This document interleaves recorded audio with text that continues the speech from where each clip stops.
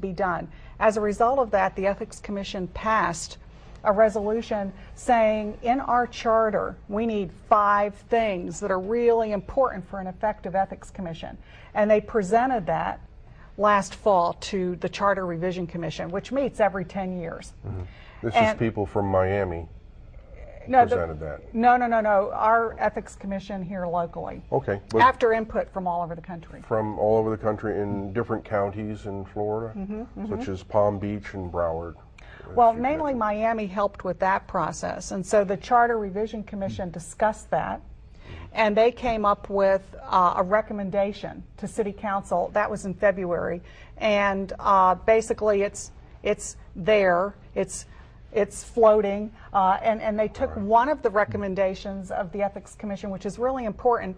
Now, you wouldn't think this, again, you wouldn't, this, I hope I don't surprise you here, but the Ethics Commission hotline, cases come in on the independent authorities, but it's not clear that our ethics office or ethics commission has any authority over the authorities. So the recommendation of the Charter Revision Commission is that there be in the charter the ability to regulate the authorities on ethics matters, which is very significant. Of course, how you do that is the devil is in the details. Seems to me like that's a real expansion of the role of the Ethics Commission and Ethics Officer, right? To go to JTA and have to educate them, keep them in tune with what their rules and regulations are for ethics, and to follow up on any issues that occur in JTA, JEA, the airport, the Port Authority. So you would recommend that we actually have some oversight on those agencies through the Ethics Commission, correct?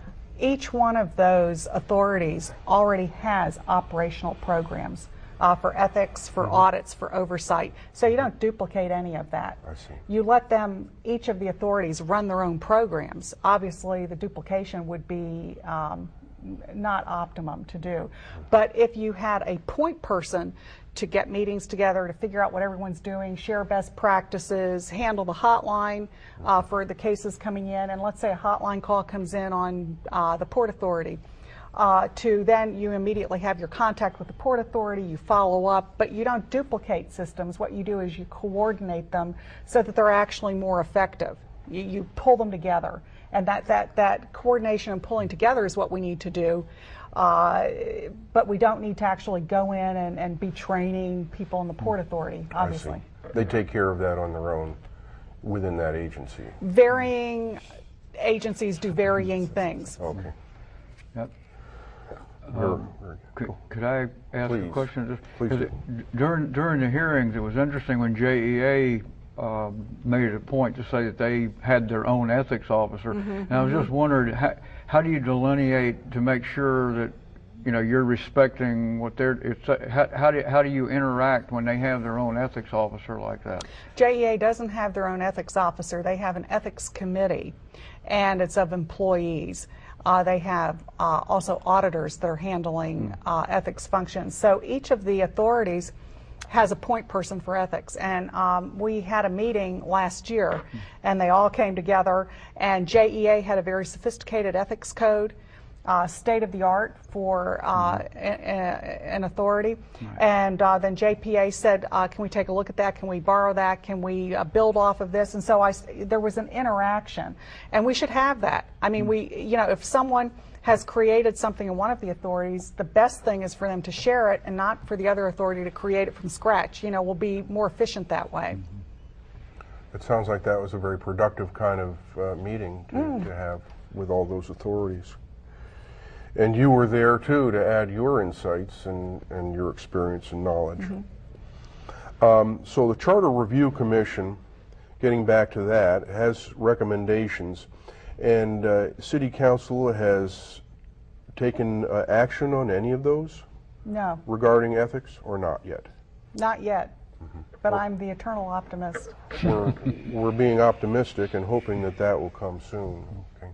Of course, occasionally they propose bills that would defund you as well. So every year. Exactly. So I'm proud of your optimism. I have to be in this position.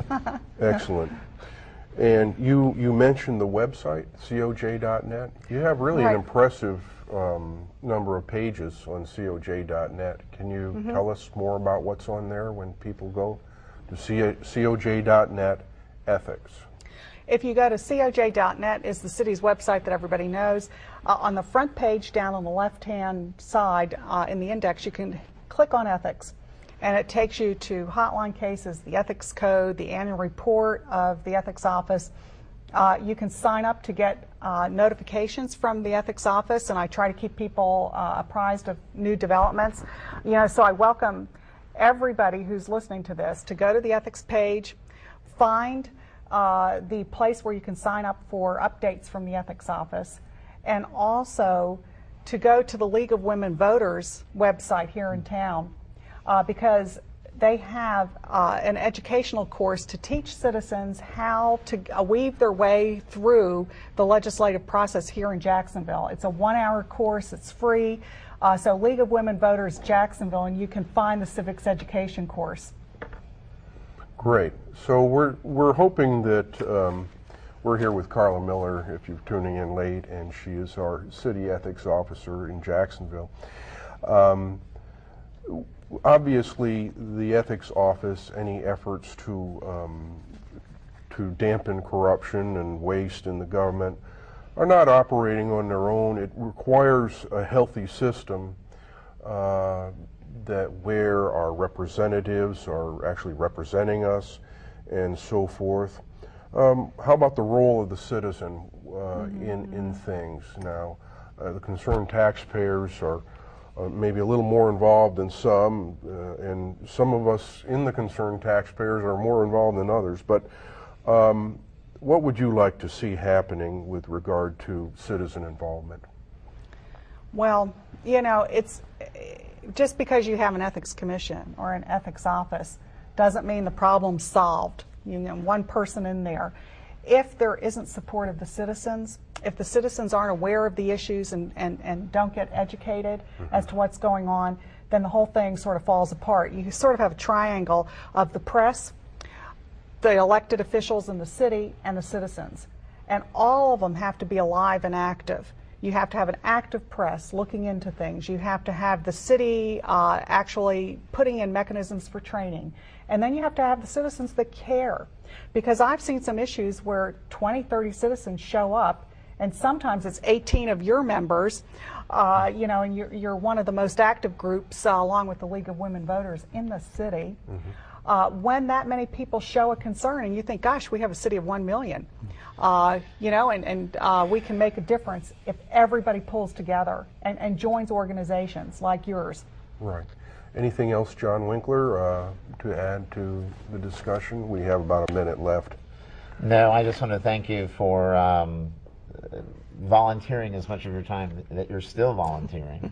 I know you're at least pretending to maintain a private practice of law, but no, that's long since gone. All right, no longer pretending to maintain. I'm still pretending to maintain a private practice of law. But thank you again for being here, and I just wish you the best of luck in seeing to it that we eventually actually have an ethics code back into our charter, or well, actually, that we do in fact change the charter to add some of these things that we need that right now the city councils can just work around. We have about enough time to say thanks to Mr. Markle, Conrad Markle.